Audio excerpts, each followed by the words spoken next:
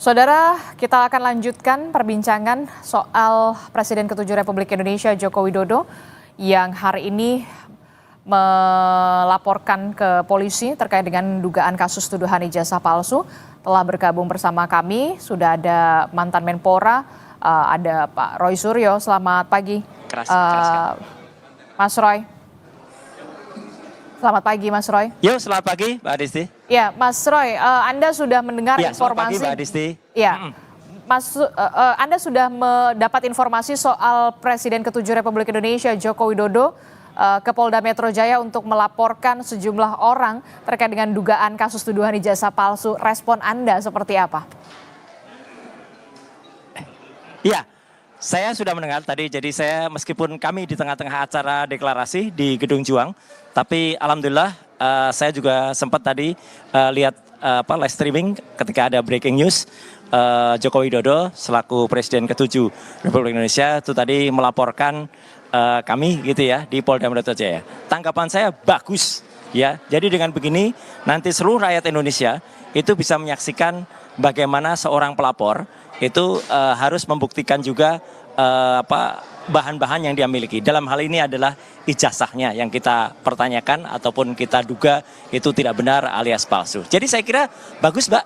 Jadi lanjutkan saja dan nanti kita uji dengan teknologi, kita uji dengan kebenaran dan mohon untuk tidak ada kriminalisasi. Itu aja, Mbak Adisti. Oke, kalau dari rekan-rekan media sih teman-teman wartawan belum ada nih siapa saja yang kemudian dilaporkan atau menjadi terlapor. Tapi apakah sudah ada masuk ke telinga Anda begitu Anda dan kawan-kawan atau juga masuk ke dalam nama yang dilaporkan begitu, Mas Roy?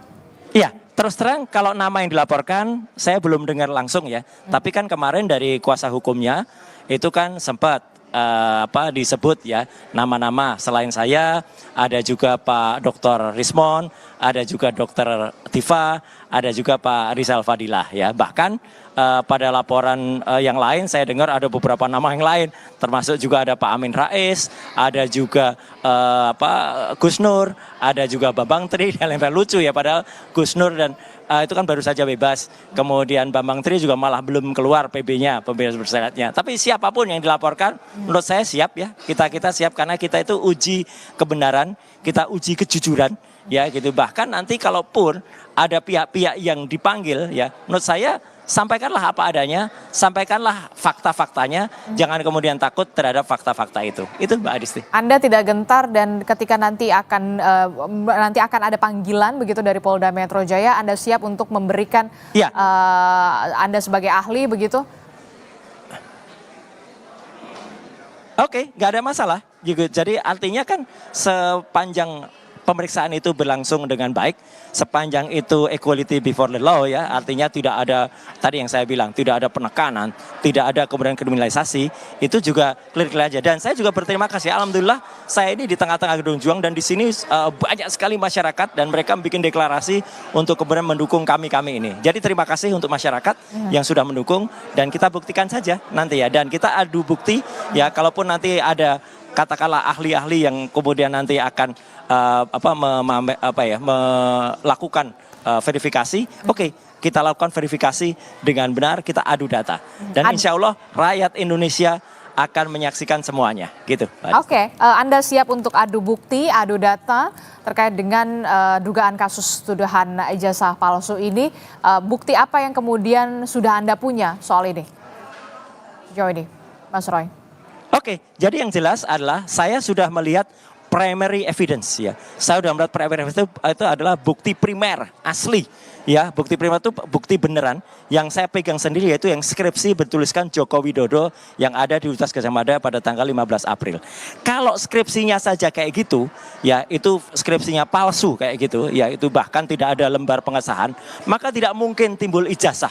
Jadi kalau skripsinya seperti itu ya, maka pasti ijazahnya palsu ya. Kalaupun nanti ada ijazah yang kemudian dalam tanda kutip itu bisa dibuktikan ya, dan ternyata ijazah itu mungkin dibuat dengan sangat rapi, kita sangat mempertanyakan kenapa bisa UGM mengeluarkan ijazah dengan skripsi yang abal-abal semacam itu. Jadi skripsinya saya katakan abal-abal ya. Saya Dr. Rismon sudah memeriksa sendiri, bahkan sudah kita lakukan uji fisik dan uji forensik terhadap skripsinya gitu. Dan jelas sekali bahwa skripsinya itu banyak sekali kesalahan, banyak sekali keganjilan, termasuk tidak ada lembar pengasahan, nama dosen pembimbing yang salah, ya, kemudian ada ketikan Times New Roman, bahkan berbagai hal lain yang nanti akan kita sampaikan di persidangan. Oke, disampaikan ke persidangan begitu. Ya. Itu artinya Anda lebih memilih untuk masuk ke ranah hukum, jalur hukum dibandingkan kemudian soal potensi islah di sana, permintaan maaf di sana.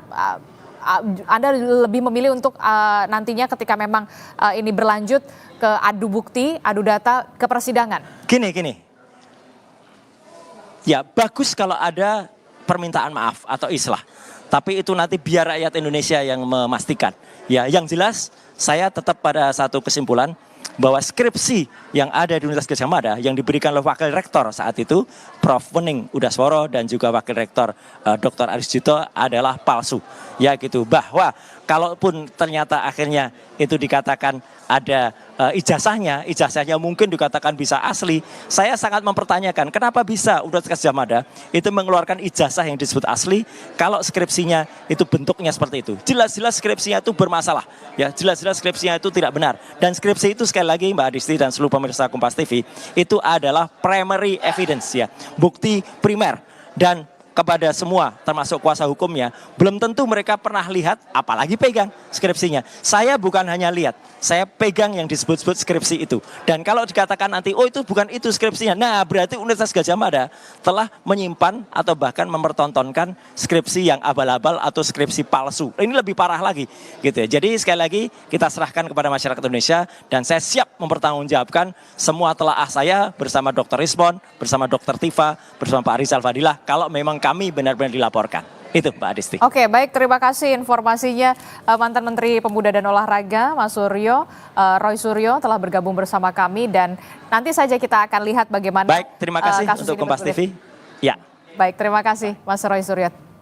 Saudara, informasi lainnya soal perkembangan dari laporan polisi yang dilayangkan oleh Presiden ke-7 Republik Indonesia bersama dengan tim kuasa hukum terkait dengan dugaan